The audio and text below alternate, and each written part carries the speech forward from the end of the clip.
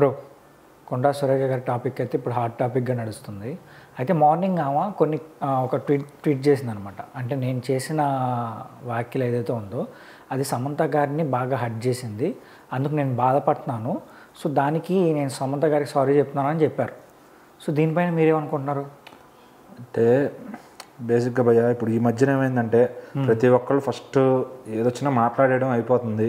దాని తర్వాత మళ్ళీ అయ్యో అనుకోకుండా దానిలో ఇన్ని పరమార్థాలు తీసుకున్నారా అని చెప్పి దానికి మళ్ళీ క్షమాపణలు చెప్పడం. సెలబ్రిటీలైనా నార్మల్ ఎవరన్నా వీడియోలు చేసినా, రీసెంట్గా మనం హనుమంత్ వీడియో ఒకటి చూసాం, దానిపైన అందరూ కూడా అతన్ని రియాక్ట్ అయ్యారు. చాలా పెద్ద పెద్ద సర్కిల్స్ ఉన్నా కానీ అతన్ని అందరూ కూడా ఏకపరేశారు అనమాట. అంటే అదొక సోషల్ ఇష్యూ అయిపోయింది. తను సరదాగా చేసిన వీడియో అది అంత వెళ్తుందని తను కూడా అనుకున్నాడు చేసేటప్పుడు. సో అట్లాగే ఇప్పుడు తాజాగా ఈవిడ మినిస్టర్ కొండా సురేఖ గారు బాగా పేరుగాంచిన తెలంగాణ పొలిటీషియన్ ఆవిడ, ఫస్ట్ నుంచి ఇక్కడ ఆవిడకంటూ కొంత ఫ్యాన్ బేస్ ఉంది. సో కాంగ్రెస్ పార్టీలో ఇప్పుడు గెలిచి మినిస్టర్ అయ్యారు. సో మరి అలాంటి హోదాలో ఉండి ఆవిడ ఇలాంటి కామెంట్స్ చేస్తారని ఎవరు అనుకోలేదు. సో మరి ఆవిడ ఏదైతేనేమో అది బాగా సర్క్యులేట్ అయింది అనమాట. సో అది అన్ఎక్స్పెక్టెడ్గా జరిగిపోయింది.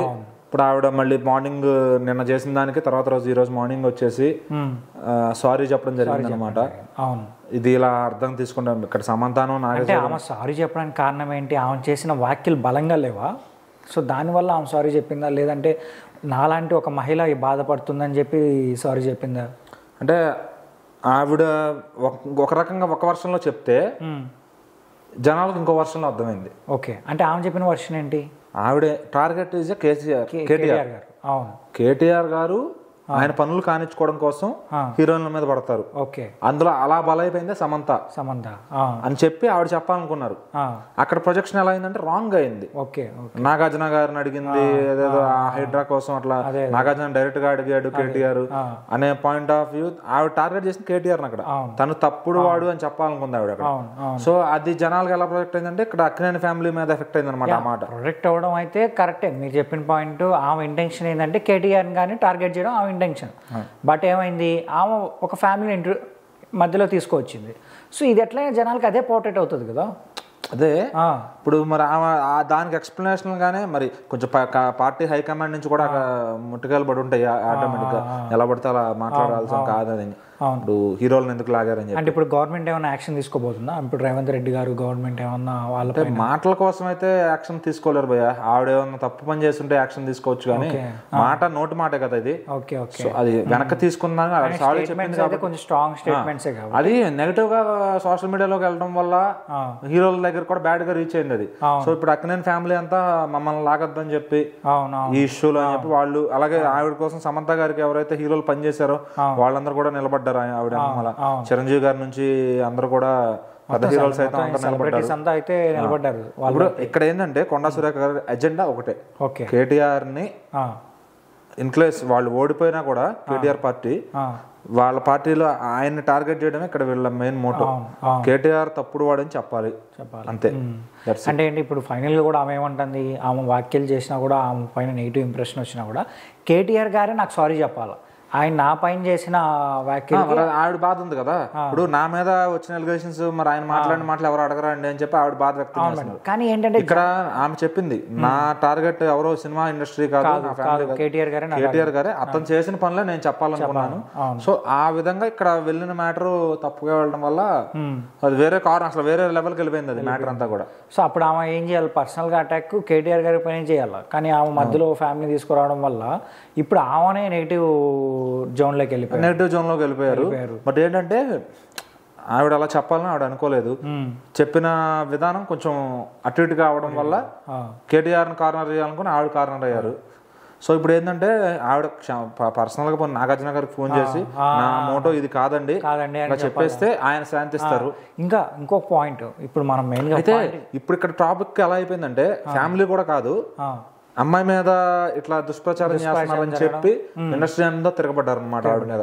ఇంకో పాయింట్ గురించి డిస్కస్ చేసుకోవాలంటే ఈ కామెంట్స్ మెయిన్గా సమంత గారిని ఒక హైలైట్ వరకే తీసుకున్నారు. ఏంటంటే మీరు ఒక ఫ్యామిలీకి వెళ్ళిన తర్వాత అమ్మాయిని పంపించమన్నారు, ఆమె ఒప్పుకోలేదు, అందుకని డివోర్స్ తీసుకొని వెళ్ళిపోయింది. కానీ సమంత గారిని టార్గెట్ చేయడం కన్నా నాగార్జున ఫ్యామిలీని ఎక్కువ టార్గెట్ చేశారు. అంటే నాగార్జున ఫ్యామిలీయే పంపించాలని చూశారు కదా. అప్పుడు వాళ్ళే ఎక్కువ ప్రెజరైజ్ చేసినట్టే. బేసిక్ గా భయ్యా మనం న్యూట్రల్ గా మాట్లాడతాం అనుకోకపోతే నాగార్జున గారికి రీసెంట్ గా కాంగ్రెస్ పార్టీ వాళ్ళు చాలా ద్రోహం చేశారు. దానికి కాగితాలు ఉన్నాయని నాగార్జున గారు ఏదో చెప్పారు. నేను ఇది అఫీషియల్ గా నా దగ్గర దీని పేపర్స్ ఉన్నాయని చెప్పి ఆయన ఏదో పెట్టారు, చాలా ఇష్యూ అయింది. సో ఇప్పుడు మరి ఆయన కూడా చూస్తారు కదా కాంగ్రెస్ పార్టీ వాళ్ళు ఎక్కడ దొరుకుతారు నాకని. ఆయన తక్కువ కాదు, ఆయన రేంజ్ ఆయనకు ఉంది. ఆయన ఒక బిజినెస్ మ్యాన్ గా కూడా ఆయన తిట్ట. సో చాలా కనెక్షన్స్ ఉంటాయి ఆయనకు కూడా. ఓన్లీ ఇక్కడ తెలంగాణ లోకల్స్ నే ఆయన ఏమి వనకే రకం కాదు ఆయన. సో మరి ఆయనకి ఎప్పుడు దొరుకుతారా అని చూస్తున్నప్పుడు ఇలాంటి టాపిక్ లో ఒకటి వాళ్ళని లాగడం అసలే ఇష్యూ అయింది. సరే అసలు వాళ్ళని తీసుకురాకూడదు, ఈవిడ అనుకోకుండా తీసుకొచ్చింది. ఇప్పటికి ఆ ఎన్ కన్వెన్షన్ కూల్చారనే కసిలో నక్కినేని ఫ్యామిలీ ఉన్నారు. సో మరి ఆ ఇదిలో మరి ఇప్పుడు దొరికినట్టే కదా ఆవిడ. కాంగ్రెస్ పార్టీని వాళ్ళు తిట్టడానికి గానీ ఒక స్కోప్ దొరికింది తిరిగి వాళ్ళని ఏమైనా అనడానికి. సో అది క్షమాపణతో పోతుంది. మరి నాగార్జున గారికి జరిగిన అవమానం క్షమాపణతో పోదు కదా. అప్పుడు నాగార్జున గారి రియాక్షన్ ఏంటి? వాళ్ళు ఏం చేయాలనుకుంటున్నారు, మీరేమనుకుంటున్నారు? వాళ్ళు ఏమన్నా దీనిపైన యాక్షన్ తీసుకుంటారు? ఇప్పుడు దానికి ఆయనకి నాగార్జున గారికి లాస్ అంటే కళ్యాణ మండపం లాస్ కాదు, దాన్ని మళ్ళీ కట్టుకుంటాడు. అక్కడ ప్రెస్టేజ్ తగ్గింది, దాన్ని మళ్ళీ తిరిగి ఇస్తారు. అంటే ఆయన పరువు పోయింది అనమాట ఈ విషయంలో. ఆయనకు ముందుగా హెచ్చరించారో లేదా అనేది ఇవ్వలేదని ఆయన చెప్పారు. సో మరి ఆయన పరువు సమస్య కాబట్టి, సో మరి ఇక్కడ కూడా ఇది పరువు సమస్య పార్టీకి.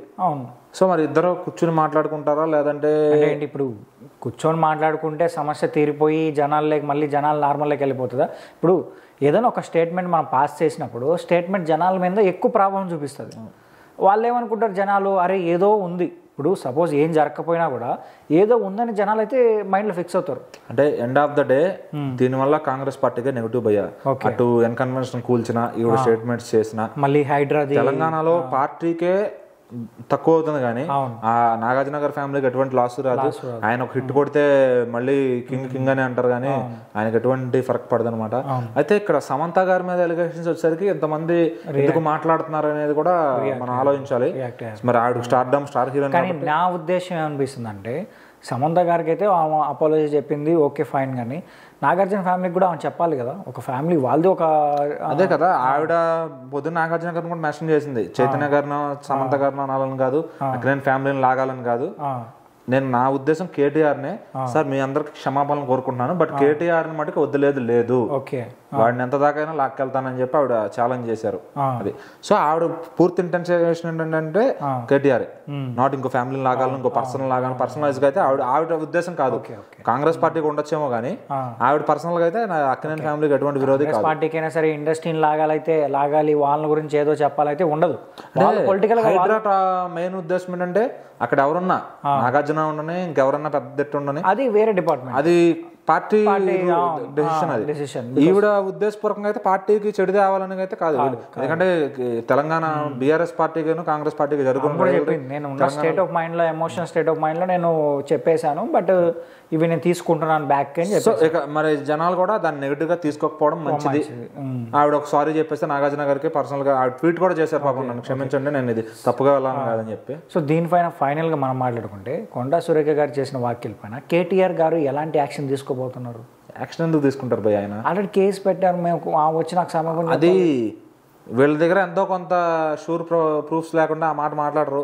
ఆల్రెడీ కేటీఆర్ గారి మీద రూమర్స్ ఉన్నాయి, హీరోయిన్ చాలా ఇబ్బంది పెడతారని చెప్పి. మరి ఆయన దానికి ఆయన సరేలే స్టేట్ వాగేసి చెప్పేసి ఆయన అంత దూరం వెళ్ళే మనిషి కాదని నా ఫీలింగ్. ఎందుకంటే ఆయన హెడేక్స్ ఆయనకు ఉన్నాయి. ఇప్పుడు ముందు పార్టీని బలోపేతం చేసుకోవాలి, ఆయన నెక్స్ట్ ఎలక్షన్ దిశగా ఆలోచించాలి. ఇప్పుడు ఇలాంటి హెడేక్లు అన్నింటిలో దూరాడంటే కనుక ఆయన డిస్టర్బ్ అయిపోతాడు, ఆయనకే ఫర్దర్ గా లాస్ ఉంటుంది.